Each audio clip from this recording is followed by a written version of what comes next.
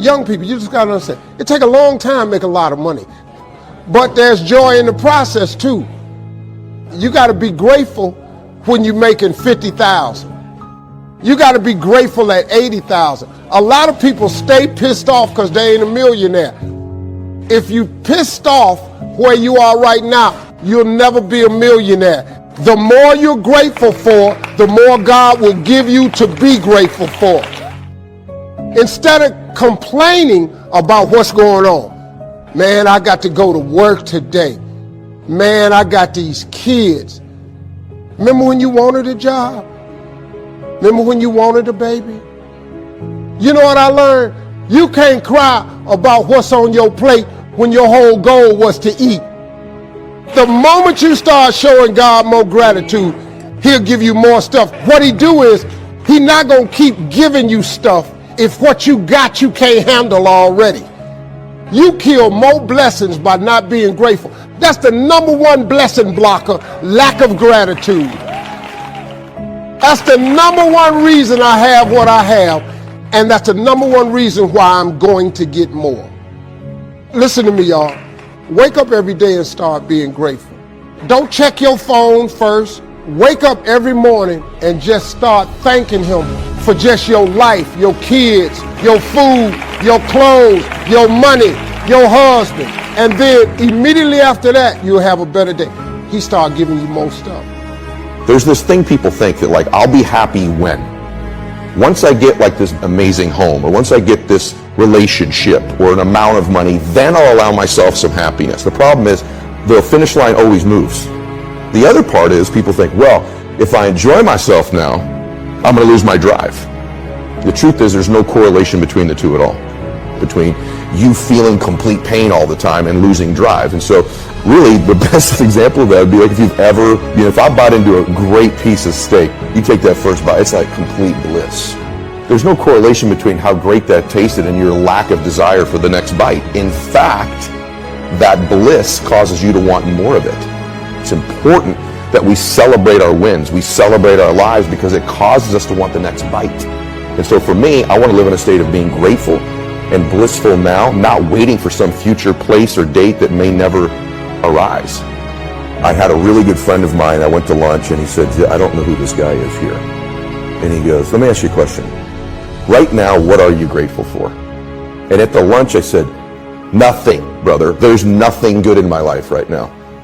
As I'm mouthing these words, two people walked in with an older man. Both of them clearly were fighting cancer somehow. Both walked by our table and gave me the warmest smile as a stranger. And he goes, that's pretty freaking pathetic. You can't find anything in your life to be grateful for right now? Because if you can find things to be grateful for in that space, man, is your life going to be rich when there really are external things to be grateful for.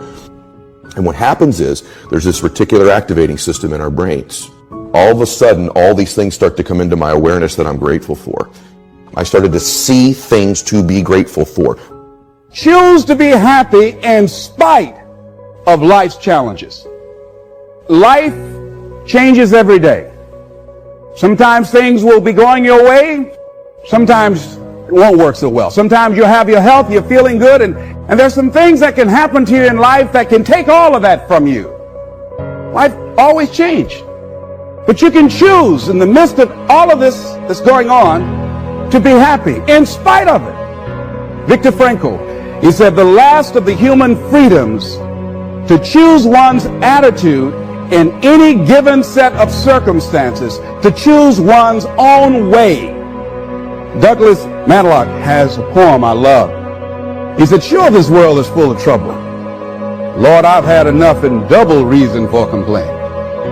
Rain and storm have come to fret me. Skies are often gray. But say, ain't it fine today? What's the use of always keeping thinking of the past?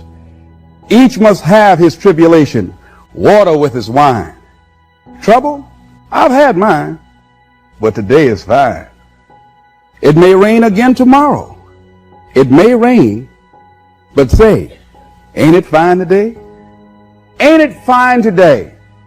Living in the moment, getting everything we can out of where we are in the moment where we are right now.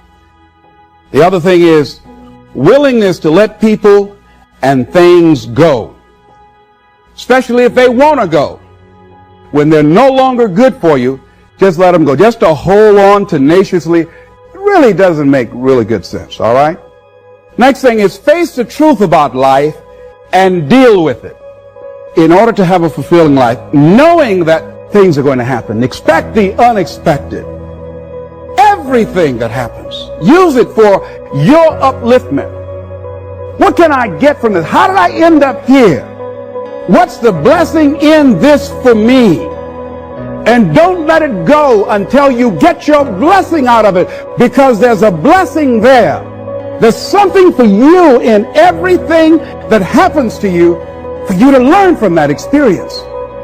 Analyze it, dissect it, take it apart, and then get what you need from that and move on. Here's something I encourage you to do. Whatever you do it in a consciousness of love, in spite of the circumstances. Emmett Fox said, love is absolutely invincible. No disease that enough love will not heal. No door that enough love will not open. No wall that enough love will not throw down. It makes no difference how deeply seated may be the trouble, how great the mistake, a sufficient realization of love will dissolve it all. And he ends it in a scripture that says, God is love, and he that dwelleth in love dwelleth in God. That whatever work you have to do it lovingly. Just decide to be more loving, more giving, more caring, more sensitive than you've ever been before. But what if you don't get it back? But don't count on it. Don't let someone else determine who you're going to be. Do it because that's who you are. Do it because it gives your life a sense of fulfillment and self-respect. Anybody can hate. Anybody can do that. Anybody can hold a grudge. But the real challenge about growth and moving into your greatness is about being who you are. I say, as you look at life, as you go toward your goals and your dreams, spring forth with a mighty faith to start the business that ought to be started by you, to make the difference in our society that ought to be made by you. How is it that I can make the contribution that I showed up to give? And one last step, I think, in the area of self-fulfillment, you must live in a spirit of gratitude. There's so many things, ladies and gentlemen, that we take for granted. There are a lot of things that we need to be thankful for. There are big things, there are little things. I'm thankful for my children. I'm thankful for the life that I live and for the people who have enriched my life. You can't wait till you receive the promise. You have to thank God that the answer is on the way. Don't talk about how you feel. Say, thank you that I'm healthy. Thank you with long life you're satisfying me. In your finances, maybe you're struggling. All through the day, thank you that whatever I touch prospers and succeeds. Thank you that your favor surrounds me like a shield. When you thank God in advance for the answer, that's what keeps you encouraged. You're not going to stay determined if you're talking about how bad it is. God, you said you wanted me to be blessed, but my business is so slow. No, switch over into praise. Business may be slow, but Lord, I want to thank you that you prosper me even in a desert. Praise makes you strong. Praise keeps you moving forward. I'll thank God after business picks up, after I see the solution. So if you don't learn this principle to thank God in advance, you won't have the strength you need to wait for the promise.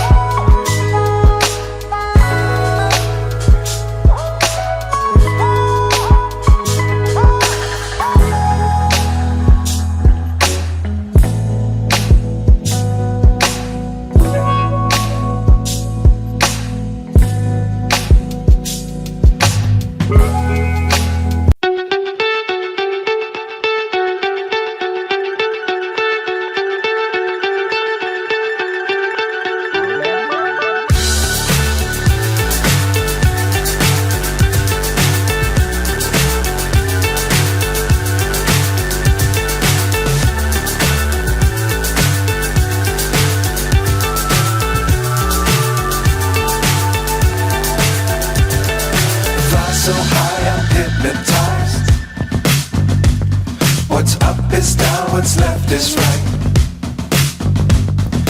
Chasing stars and holding you. I can't see the end, but we'll see it through.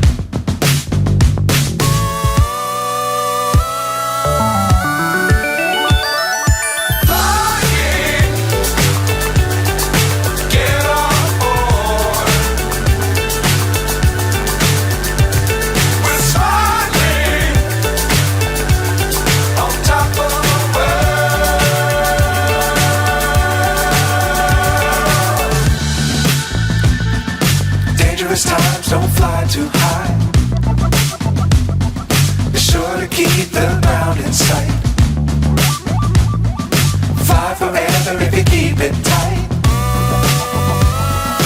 Love the world but keep the sky on your mind.